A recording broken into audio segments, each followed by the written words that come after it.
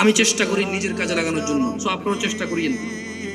মুস্তাফা আলাইহিস সালাম বললেন, প্রত্যেক দুর্বল লোক, চোখে হ্যাও এমন মানুষ জান্নাতে যাবে যিনি সাল্লাল্লাহু আলাইহি ওয়াসাল্লাম নম্র, ভদ্র ও গ্রহণযোগ্য ব্যক্তি। জান্নাতে যাওয়ার বিষয়ে তিনি মুস্তাফা আলাইহিস সালাম বলেছেন, হুররিমা আলান নার, আগুন জাহান্নাম তাদের জন্য হারাম করা হয়েছে। কাদের জন্য?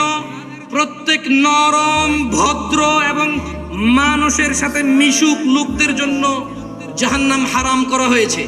আজকে এই বক্তব্য যখন আমি দেওয়ার জন্য একটু যাচাই বাছাই করতেছিলাম, বক্তব্য শেষে আমার ভাই বসা ছিল, আমি বললাম গুণীগুলোর একটা গুণী তো আমার মধ্যে আছে। কয় আমি বুঝতে পারছি।